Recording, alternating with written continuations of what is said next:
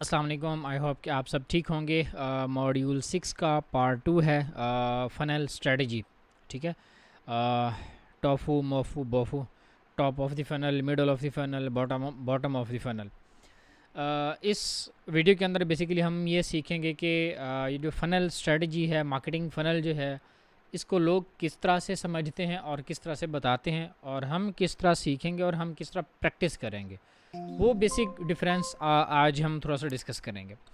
सबसे पहले ये देखते हैं कि जो मार्केटिंग फ़नल को बाकी लोग जो हैं वो किस तरह समझते हैं और वो किस तरह देखते हैं। लोगों को ये पिक्चर दिखाई जाती है और ये बताया जाता है।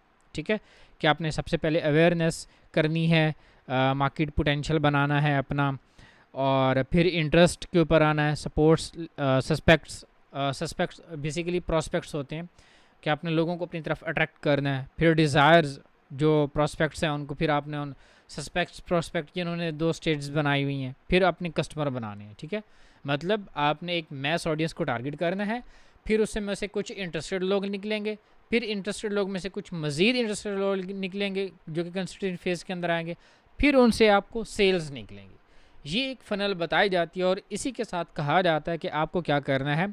सबसे पहले अवेयरनेस की कंपेन लॉन्च करने, फिर ट्रैफिक कंपेन लॉन्च करने, फिर इंगेजमेंट की कंपेन लॉन्च करनी, फिर सेल की कंपेन लॉन्च करनी है ताकि आपको सेल मिले। मेरी नज़र में ये टोटली बजट लॉस भी है और टाइम वेस्ट भी है। रीज़न, ये मॉडल हर बिज़नेस के ऊपर परफेक्टली वर्क नहीं करता। मोस्ट ऑफ द केसेस ये वर्क नहीं कर रहा होता। आपको थोड़ा सा मज़ीद कुछ करना होता है। आपको अपना बजट भी बचाना है, आपको अपना टाइम भी बचाना है, आपको अपना रेवेन्यू भी इंक्रीज़ करना है। ठीक है, अब हम क्या सीखेंगे, ठीक है, और जो कि अपडेटेड चीज़ भी है। और मार्केटिंग फ़नल के अंदर marketing funnel works at creatives level. जो हम वीडियो ऐड बना रहे हैं, जो हम इमेज ऐड बना रहे हैं, वहाँ पर आपका मार्केटिंग फ़नल काम करता है। ठीक है, अब अगर आप अवेयरनेस की कैंपेन लॉन्च कर रहे हैं और उसके अंदर आप ये बताने भाई ये मेरा प्रोडक्ट है, जाके परचेज़ कर लो, तुक्की नहीं बनता। अवेयरनेस स्टेज के अंदर जो क्रिएटिव होना है उसकी एक और स्ट्रेटजी है। कंसिडरेशन फेज़ के अंदर जो क्रिएटिव होना है उसकी एक और स्ट्रेटजी है, वो अभी मैं आपको बताऊंगा। ठीक है, अब मार्केटिंग फ़नल के अंदर सबसे पहले है टॉप ऑफ द फ़नल। अच्छा, इसमें अगर आप काम कर रहे हो किसी भी सर्विस बेस्ड बिजनेसेस के लिए, तब आपको मार्केटिंग फ़नल जो डिज़ाइन करना है उसके अंदर आपको हमेशा इंगेजमेंट और सेल की कंपेनी लॉन्च करनी है। No awareness, no traffic. हाँ, एक कंडीशन मैंने आप लोगों को बता रखी है। अगर आपका प्रोडक्ट मार्केट के अंदर बिल्कुल न्यू है, लोगों को उस प्रॉब्लम का नहीं पता जो आप सॉल्व करने जा रहे हो, या उस प्रॉब्लम का पता है बट सोल्यूशन नहीं पता, उस केस में आप अवेयरनेस कैंपेन लॉन्च करो। या आपको किसी भी फिजिकल बिजनेस की लोकेशन के हवाले से बताना है, देन आप अवेयरनेस की कैंपेन लॉन्च करो, otherwise no need of it, 100%। ठीक है, अच्छा, अब अगर आप सर्विस बेस्ड काम कर रहे हो तो आपने इंगेजमेंट कैंपेन के अंदर ये सारी फ़नल को लेकर चलना है। सिर्फ इंगेजमेंट कैंपेन, उसके अंदर जो आपने मैसेजिंग लगानी है तो आप वही लगाओ। ई कॉमर्स के अंदर हो तो 100% सेल कैंपेन के ऊपर ही वर्क करना है। No need of engagement campaign, no need of website, no need of website visitor, add to carts, no need of Facebook follower, Facebook page follower, Instagram visitors. 100% not working, 100% at all.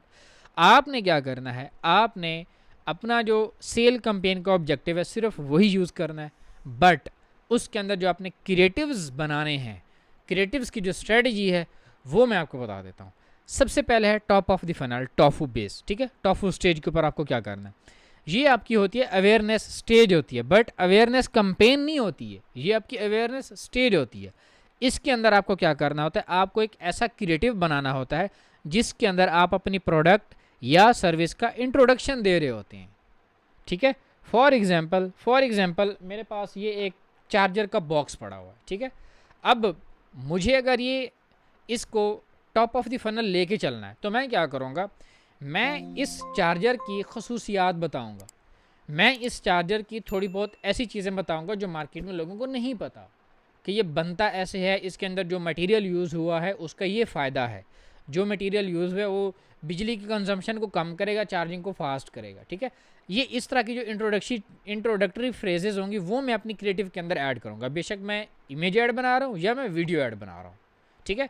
अच्छा, उसके बाद क्या है, आपने add copy must focus on introducing product and service.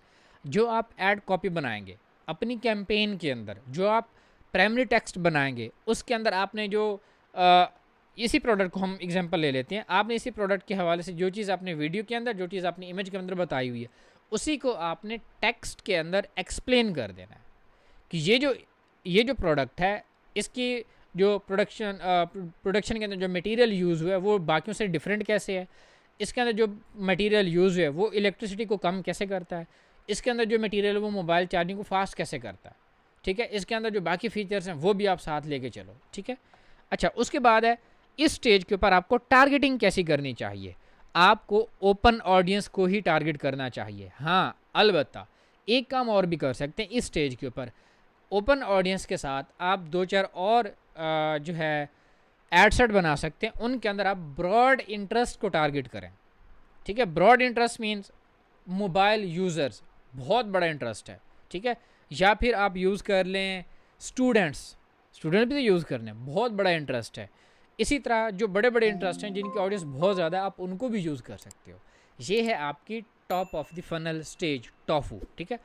उसके बाद आती है mofu, middle of the funnel. ये होती है आपकी कंसिडरेशन स्टेज। इसके अंदर आपको किस तरह का, अच्छा हाँ, एक चीज़ और, आपने टॉफू के अंदर no direct push to purchase, आपने उनको ये नहीं कहना कि जाके ले लो, नहीं, आपने फ़ायदे, खसूसियात, प्रॉपर्टी सब कुछ बताना है, डायरेक्ट परचेज का नहीं कहना। बहुत इंपॉर्टेंट पॉइंट था जो मैं मिस कर रहा था, ठीक है। अच्छा, उसके बाद क्या है, आपको मिडल ऑफ द फनल पहुंचना है। जब आप मिडल ऑफ द फनल पहुंचेंगे तब आपको क्या करना है, कंसिडरेशन स्टेज के ऊपर आप होंगे, उस वक्त आपको अपनी जो क्रिएटिव बना रहे हैं उसके अंदर आपने प्रोडक्ट की प्रीमियम क्वालिटी और उसकी एक्सक्लूसिविटी, मतलब एक प्रीमियम शो करना है इसको। आपने इसको ऐसी जगह पर शूट आउट करना है जो बहुत प्रीमियम लगे। इसकी बेशक आप चैट जीपीटी से करवा लो, बेशक आप किसी प्रोडक्शन हाउस से करवा लो, बेशक आप किसी एजेंसी से काम ले लो जो इसके प्रोफेशनल फ़ोटोग्राफ बना रहे हो, वीडियोग्राफ बना रहे हो, प्रीमियम क्वालिटी जो शो कर रहे हो, इसकी अनबॉक्सिंग, इसका विजुअल्स, हुक्स और वो सारी चीज़ें प्रीमियम क्वालिटी जो दिखाई जाए, ठीक है, उसको आप लेके चलो। उसके बाद यहाँ पर जब आप अपनी ऐड कॉपी बनाएंगे उसके अंदर आपने क्या मेंशन करना है, फोमो को यूज़ करना है, फियर ऑफ मिसिंग आउट, कि अगर आपने ये ना किया तो आप ये कर लो, ये जो है ना आप मिस कर जाओगे, ठीक है। लिमिटेड स्टॉक है, ऑलमोस्ट गॉन है, इस तरह के वर्ड्स आप यूज़ करोगे।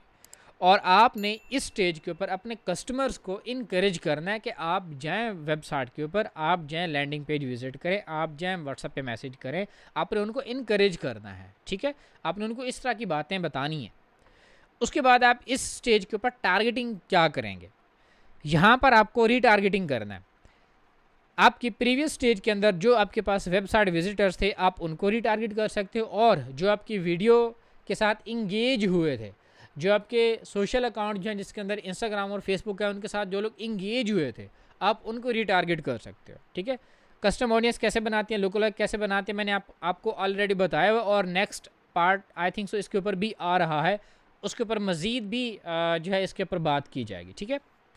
अच्छा, अब जो है जब आप ये चीज़ करेंगे, ये है आपकी कंसिडरेशन फेज़। आपका जो कस्टमर है एक बार उसने ऐड देखी हुई है, दोबारा आप उसको दिखा रहे हो और कुछ नया करके दिखा रहे हो।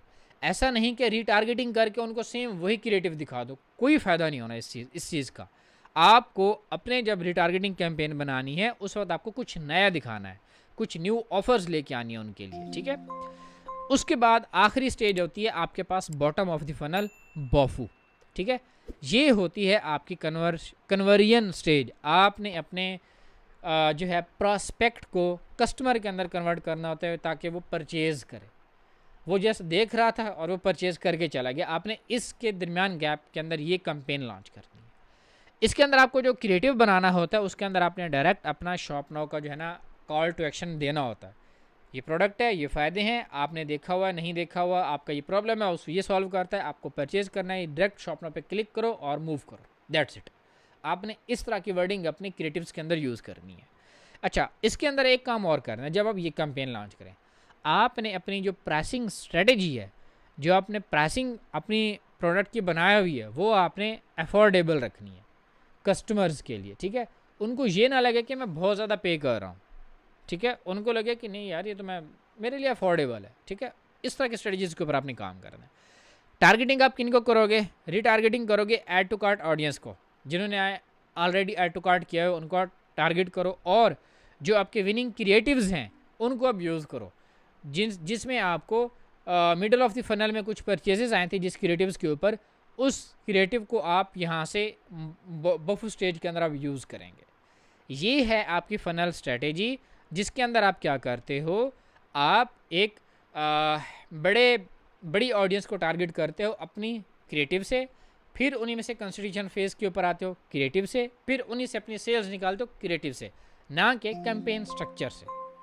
आपको अपने क्रिएटिव्स, एक चीज़ बहुत कीनली समझ लें, जब आप क्रिएटिव बना रहे हो उससे पहले आपको अपना बाइंग पर्सोना बना लेना है कि आप जो क्रिएटिव बना रहे हैं ये किस ऑडियंस के लिए बना रहे हैं, फिर उसी ऑडियंस को आपने टारगेट करना होता है। ये दो चीज़ें हैं जिससे आपकी कैंपेन का जो विनिंग के चांसेस होते हैं वो ज़्यादा होते हैं। और तीसरा पॉइंट होता है आपका जो लैंडिंग पेज, जो आपका प्रोडक्ट लैंडिंग पेज है, जो वेबसाइट है, वो सेम उसी ऑडियंस को रिलेटेबल लगे। यस, ये तो मेरे लिए है, ये प्रोडक्ट, ये वेबसाइट, इसके ऊपर जो वर्डिंग है, जो प्राइमरी टेक्स्ट है, जो वीडियो है, जो इमेज है, वो तो है ही मेरे लिए। आपने ये फील करवाना है अपने कस्टमर्स को। ये है आपकी मार्केटिंग फनल स्ट्रेटजी,